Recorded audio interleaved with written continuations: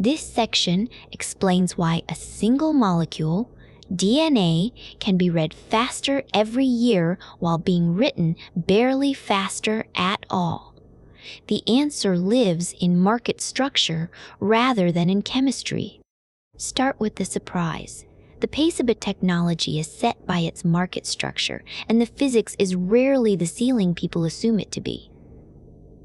Carlson's wedge makes this concrete. Moore's law was never a law. It was Intel's business plan, a doubling rate chosen so precisely that no competitor could survive it. Read that backward, and DNA's two halves split cleanly. Sequencing, the reading of DNA, outruns Moore's rate because many rival technologies contend for the same market.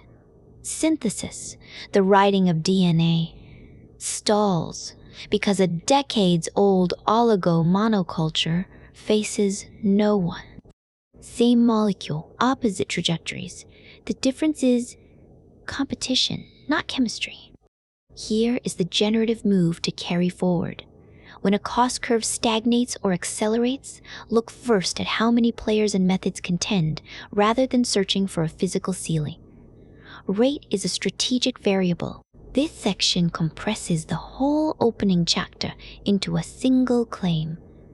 What sets how fast a technology improves is competition.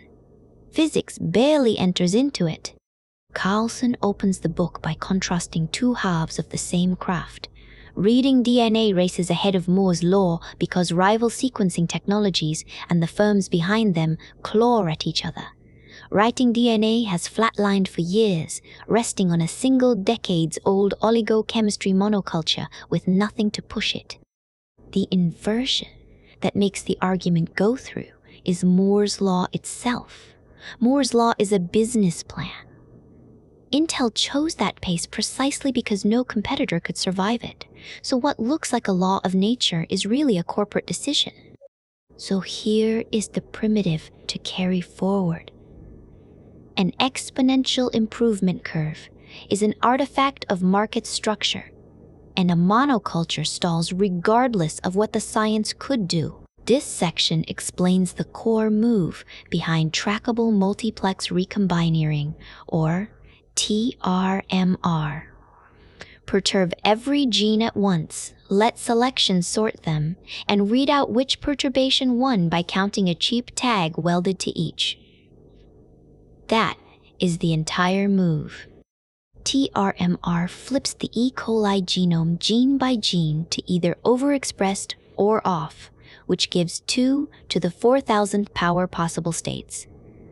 It pools the variants in one flask, applies a stress, and lets the fittest outgrow the rest. The trick that makes this work is the barcode, a short, unique sequence sitting upstream of each edit.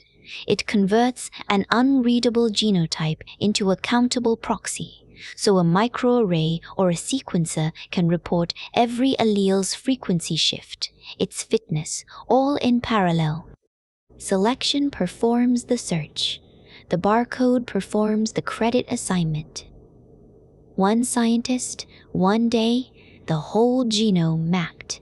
This section explains how a genome-scale genetics method turns a search that could never be walked by hand into a single, parallel experiment. Genetics engineered one gene at a time cannot reach traits that live in whole genome interaction because the mutational space is too large to walk sequentially. TRMR collapses the walk into a single pooled experiment. You build every possible single gene perturbation at once, each gene either overexpressed or silenced. Insert them gene either overexpressed or silenced. Insert them genome-wide by phage recombineering, then let a stress select the winners in one mixed culture. The move that makes this work is the barcode, a unique tag placed upstream of each mutation, so the survivors can be read back off a microarray without knowing in advance what to look for. Selection becomes the search algorithm. The barcode makes its output legible. One scientist, one day, genome-wide. parallelism replaces serial rational design. This section explains how engineered zinc finger proteins turn the genome into something you can write to. A zinc finger is a DNA address decoder. 1 cis2. His two-finger reads roughly 1 base triplet, and stringing fingers in tandem concatenates their addresses into an arbitrarily specific genomic coordinate. The chapter's thesis is the separation of targeting from action. Bolt any effector onto that programmable address, and you get a site-directed tool. Fuse the nuclease. FOC1, and you cut. But cutting alone writes nothing. The break only provokes the cell's own repair machinery into doing the writing, NHEJ to disrupt the site, or HR to rewrite it against a supplied template. Fuse a recombinase or transposes instead, and the effector edits autonomously, skipping the toxic break. Addressing is modular. The genome becomes writable by composition. This section explains how programmable genome editing splits into two independent parts, and why that split is the whole lesson. A programmable genome editor factors cleanly into an address tensored with an effector. The address is a zinc finger array that reads a chosen DNA string, roughly 1 finger per base triplet, and the fingers stack toward arbitrary specificity. That address is tensored with any DNA-acting enzyme. The fingers are the only programmable part. Fuse FOC1 and you get a nuclease that breaks DNA, then hands the break to the cell's own repair. Non-homologous end joining, written NHEJ, scars it shut. Homologous recombination, written HR, overwrites it from a template you supply. Fuse a recombinase or a transposase instead, and it edits directly with no toxic break need. The whole chapter is one worked instance of a single move, decouple targeting from action. It is the same move, CRISPR later repeats, with RNA doing the reading. This section explains why streamlining the Escherichia coli genome produces a better engineering substrate. A living genome is overfit to a world the laboratory no longer contains. Billions of years of robustness, redundancy, and adaptive scaffolding were tuned for a fluctuating wild niche that the industrial flask never presents. Streamlining inverts the ratchet.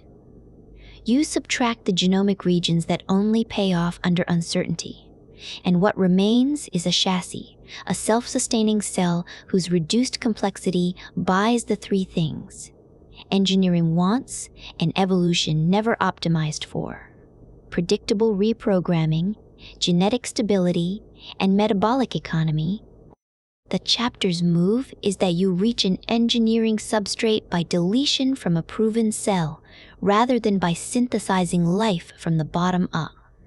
Robustness under uncertainty and predictability under known conditions are opposed objectives, and the wild genome bought the wrong one. This section explains why an engineered cell wants a stripped-down genome. A genome can be optimized for the wrong objective. Selection tuned E. coli for robustness in a fluctuating niche, redundancy, feedback, adaptive reserves. But an engineered construct wants the opposite, predictability in a fixed one, the constant lab. The objectives diverge, so most of that evolved complexity is now dead weight, interfering with your design. The move is subtraction. You delete the dispensable regions until what remains is a stable, economical chassis that expresses your construct without fighting it. There are two routes to a minimal cell, and this is the second one. The harder route builds a minimal genome from scratch, the mycoplasma path. This one is rational pruning of an already working cell. Fewer parts, fewer surprises. The reduced cell outperforms its ancestor precisely because the ancestor was solving a problem you no longer have. This section explains how engineering flips the logic of biology. Engineering inverts biology.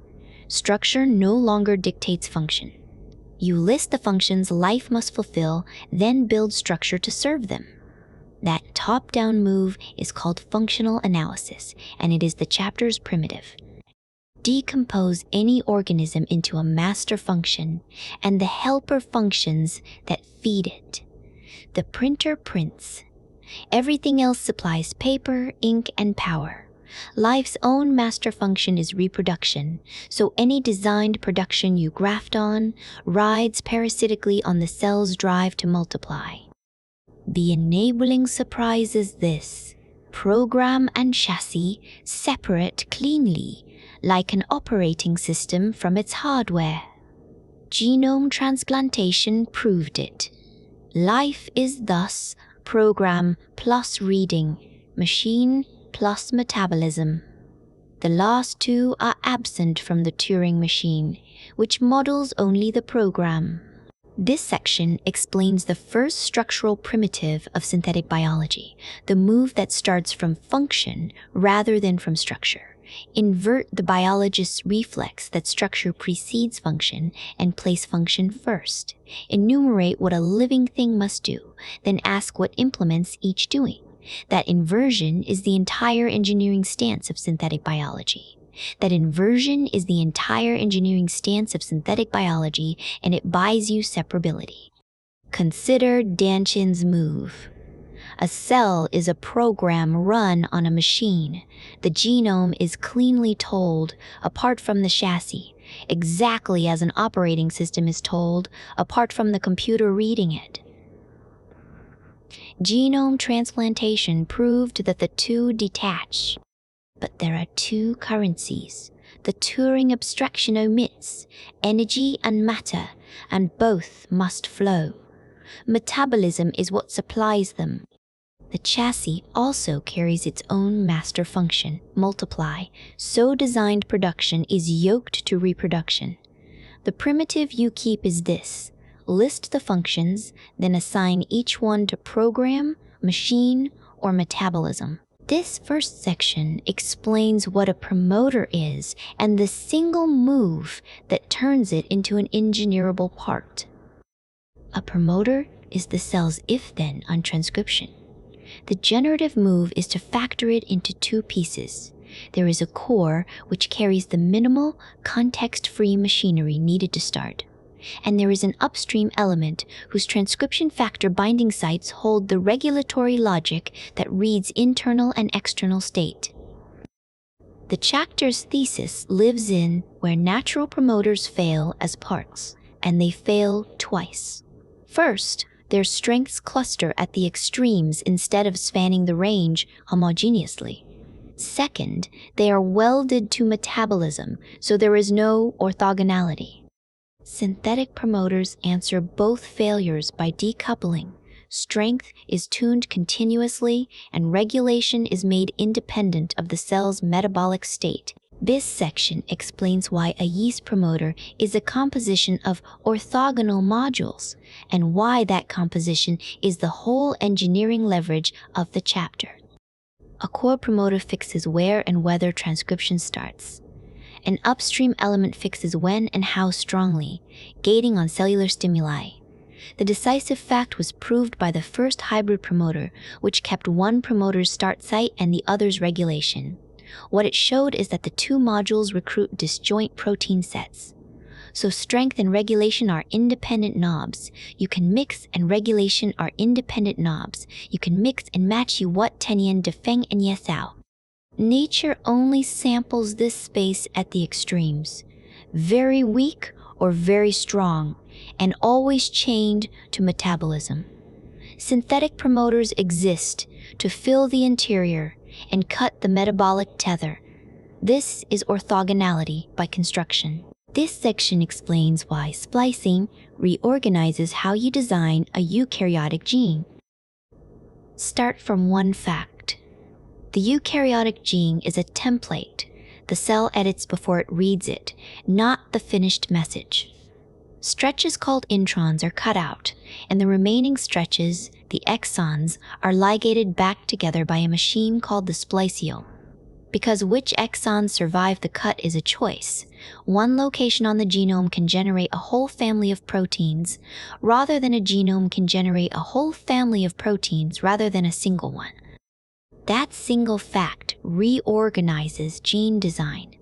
Any sequence you insert into a eukaryotic host carries latent splice signals, and the spliceosome may act on them. This is a hazard that silently mangles your construct. The same machinery, deliberately steered, becomes a programmable control layer over which protein actually gets made. Here is the chapter's thesis for the synthetic biologist. Splicing is at the same time the noise you must design around and the switch you can design with. This section explains why a gene behaves like a grammar rather than a bare sequence. The coding stretch, called the exon, sits interrupted by removable spacers, called introns. The spliceosome chooses which exons to concatenate. That single choice lets one locus generate many proteins. Coding capacity multiplies not by storing more DNA, but by recombacity multiplies not by storing more DNA, but by recombining what is already stored. Here is the move that makes this chapter matter for synthetic biology. Splicing is a post-transcriptional control layer you can engineer. It is a switch that lives between gene and protein rather than at the promoter. The boundary that reveals the structure is the contrast between species. Humans exploit splicing lavishly, and aberrant splicing drives cancer. Budding yeast exploits it barely at all.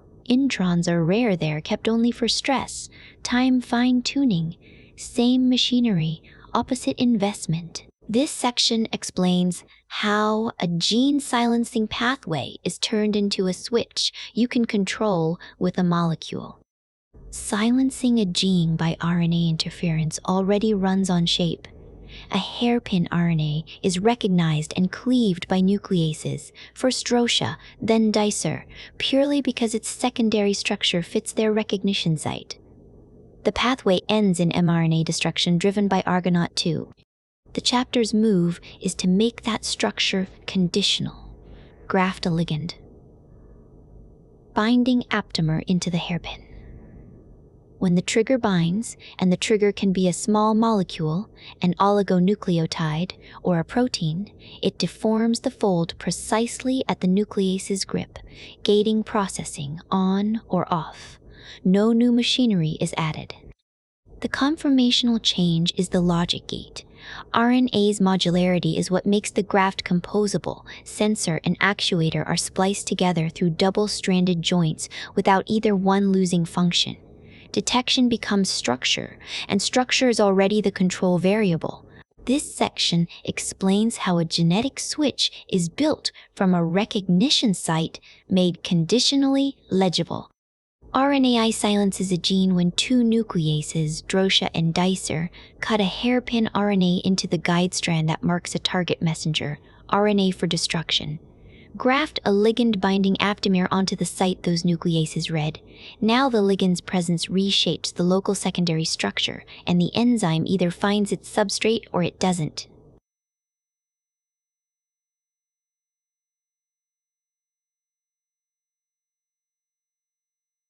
And the enzyme either finds its substrate or it doesn't. Processing toggles and silencing toggles with it. The whole move rides on the modularity of RNA. Functional pieces detach and recombine through their double-stranded regions without losing what they do, so a sensor and a processing substrate fuse into one allosteric part. Molecule in, gene expression out. The switch is nothing but a gated cut. This section explains how a riboswitch turns a single RNA strand into a molecular sensor. The pattern is allostery reduced to one RNA strand, binding senses, folding acts, and the composition of the two is the whole device. A riboswitch is two domains in series. The first is an aptamer, which grips one small molecule. The second is an expression platform whose fold the binding event rearranges.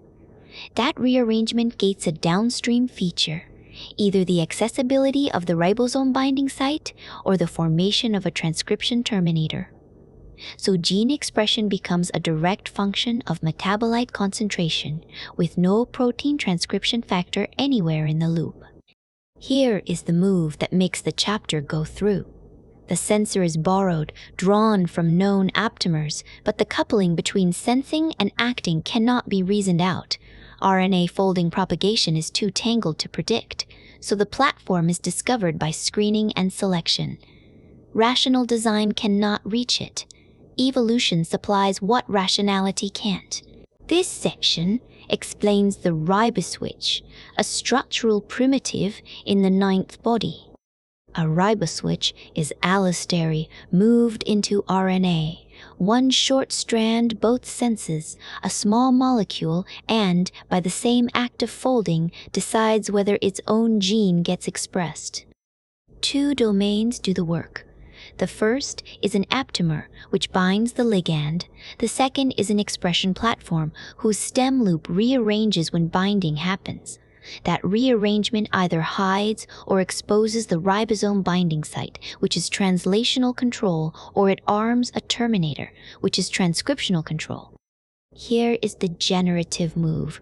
The fold itself is both the measurement and the actuation, so sensor and switch collapse into the same molecule.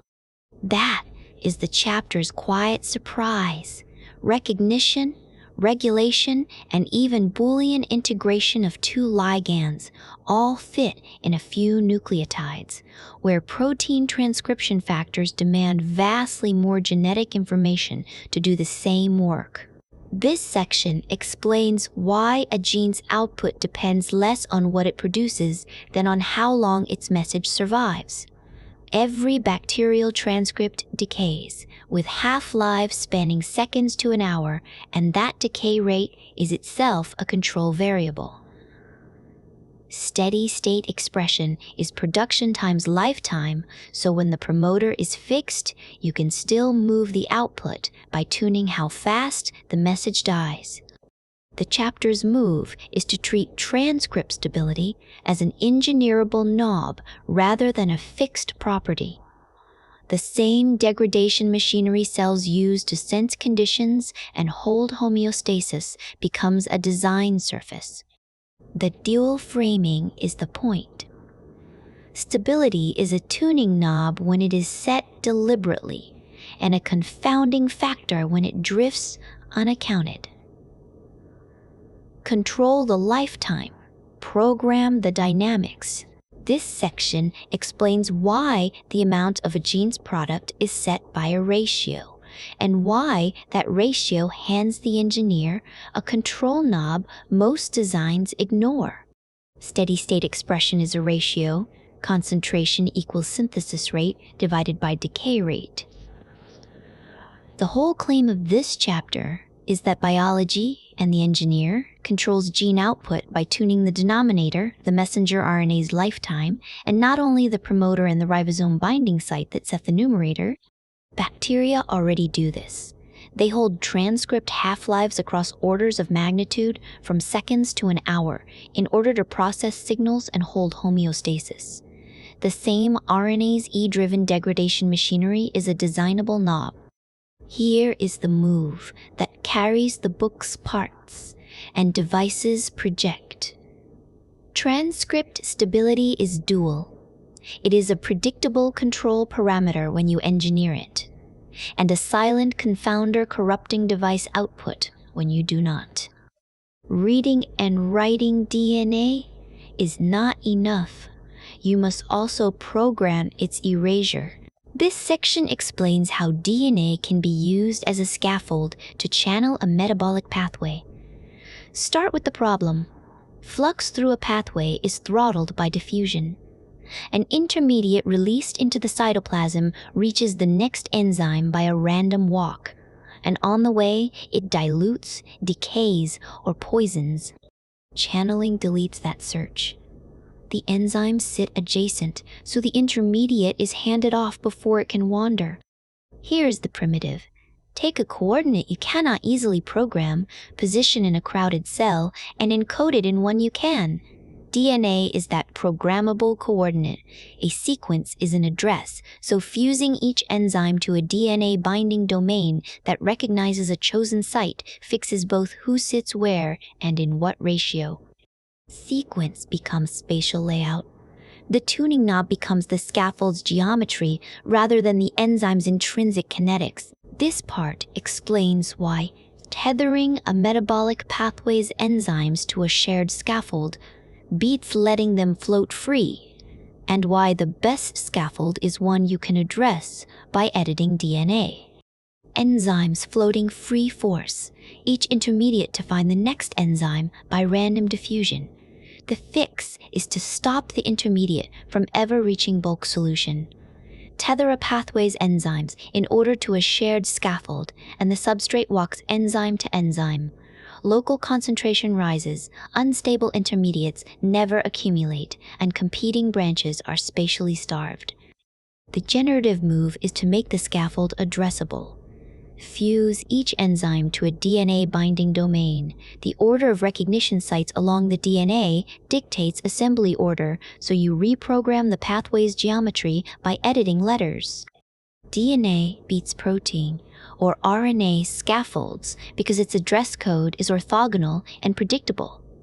An assembly line whose layout is a text file. This part explains why RNA is the material of choice for building spatial structure inside cells.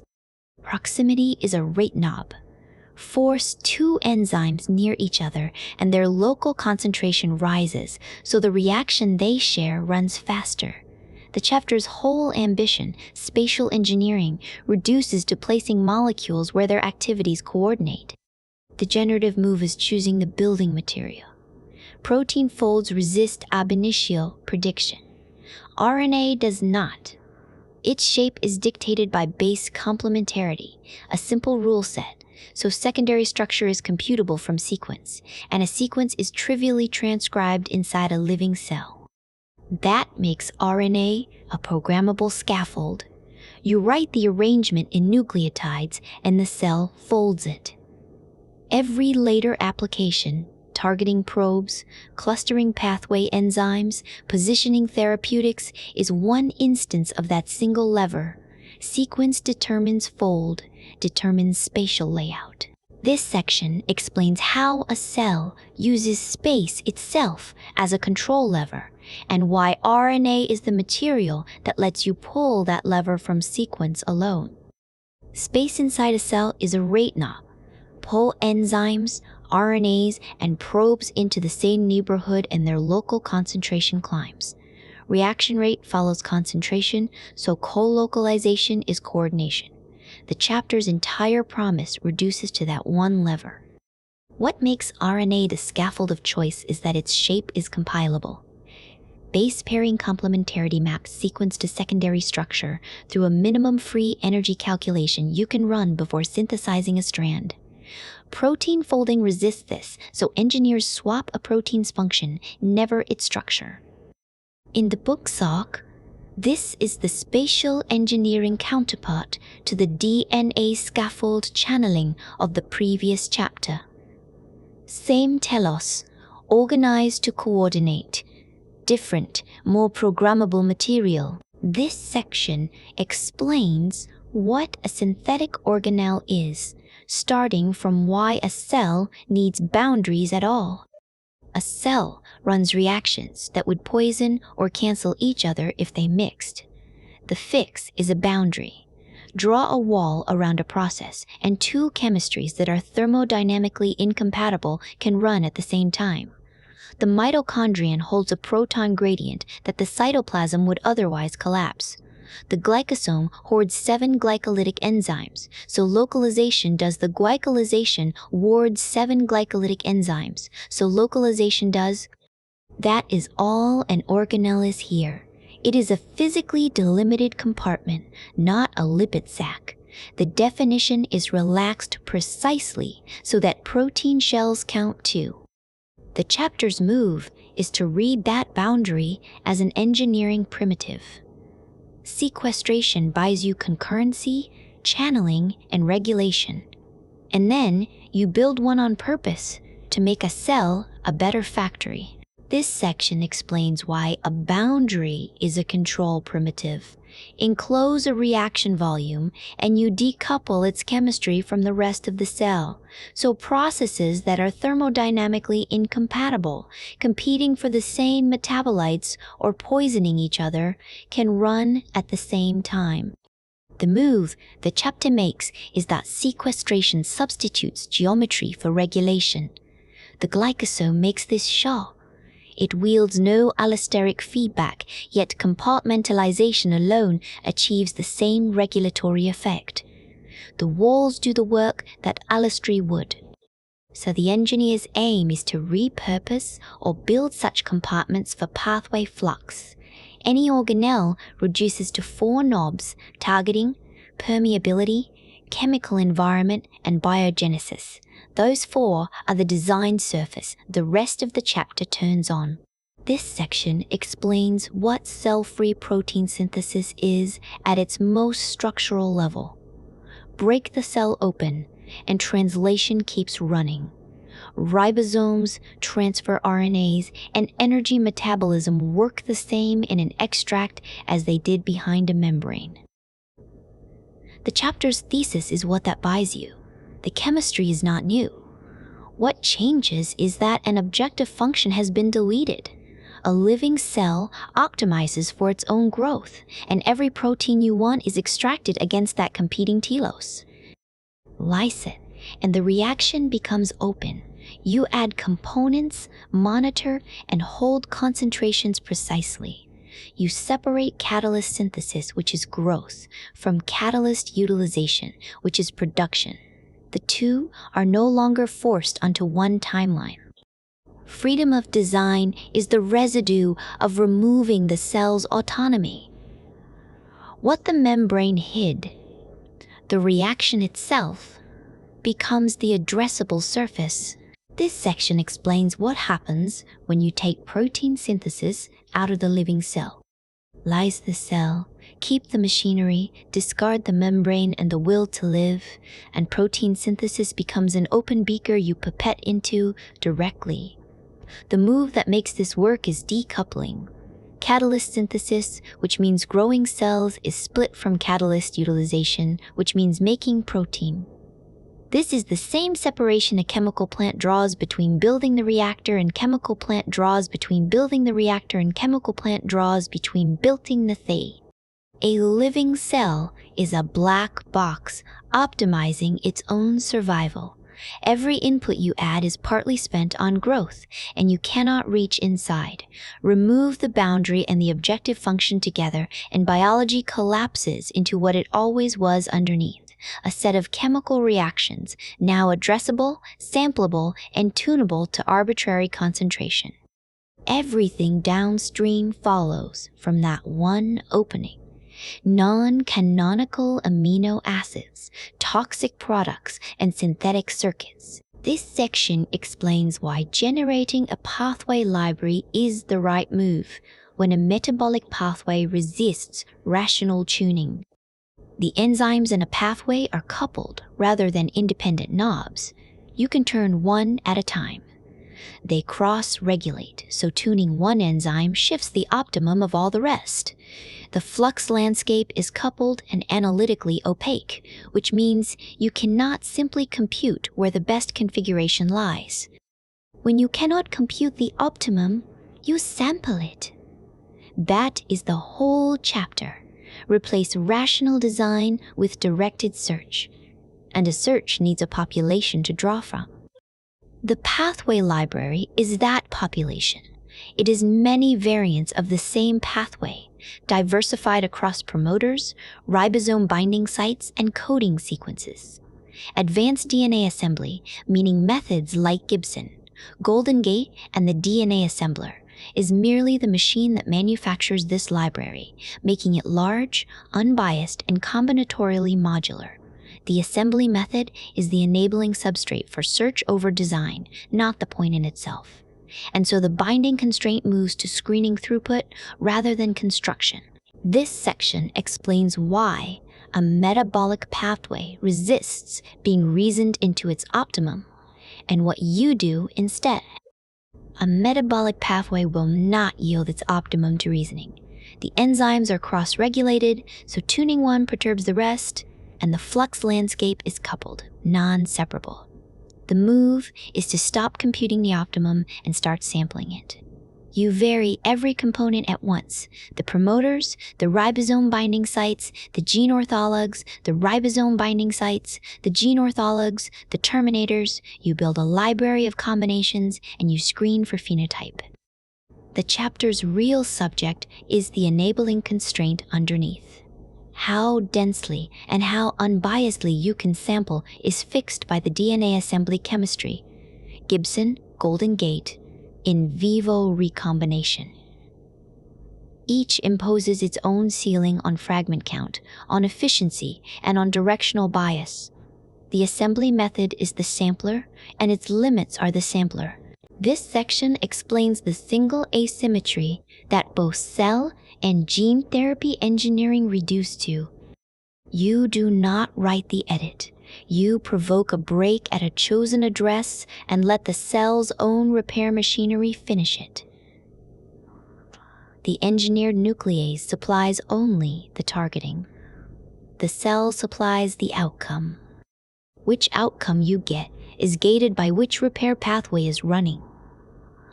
NHEJ, sloppy and always available in any cell, yields disruption, and that is the actual clinical win.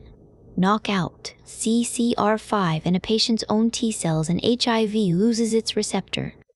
HR, seamless and precise correction, demands the S and G2 machinery, so it works in dividing stem cells and stalls in differentiated somatic ones. Cell state decides which therapy is even reachable.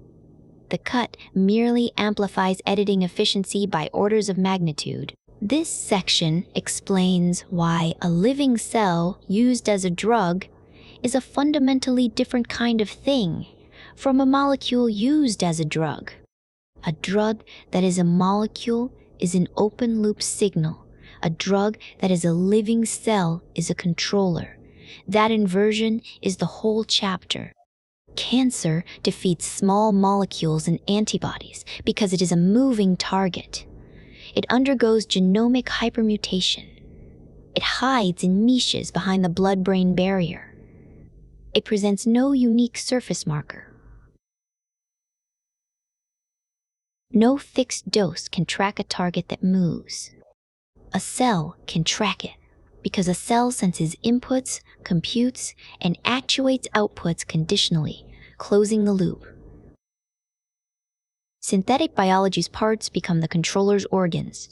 The chimeric antigen receptor is the synthetic input sensor that redirects a T cell onto a chosen antigen. Everything, the book assembled as parts and devices, converges here. The therapeutic stops being a substance and becomes a programmable agent. This section explains how synthetic biology refounds genetic engineering and, more importantly, when in time, society is allowed to couple to the technology. Genetic engineering, rebuilt on the engineer's grammar of modularity, standardization, and logic borrowed from information processing, is GE 2.0. But the chapter's real move is temporal. It relocates the point at which society couples to the technology. Genetic engineering debated its products downstream, after deployment.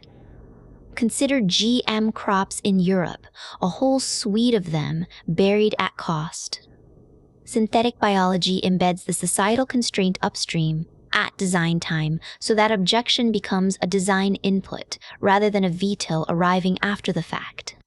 Responsible research and innovation is the institutional name for that phase shift. Here is the finding that reverses the intuitive picture. More public knowledge does not buy more acceptance. Informing people raised their skepticism. Acceptance is not an ignorance problem that teaching can dissolve. This section states the thesis of the closing chapter. Every prior chapter builds synthetic biology forward, from parts to devices to systems. This closing chapter runs the loop backward. It makes public reception a design input to the research, something that shapes the work before deployment, where the earlier chapters treated reception as a consequence, noticed only afterward. The single move is to go upstream. With genetically modified crops, society could only react downstream, after the technology already existed. Synthetic biology taps societal feedback before deployment, so objections steer research instead of burying it. That is the whole thesis. Governance is a control problem, and the innovation relocates the sensor rather than adding one. Here is the chapter's understated shock. Informing the public polarizes them rather than warms them, because what sets the sign of their reaction is social identity, not a lack of knowledge. This kills the engineer's reflex that transparency buys consent,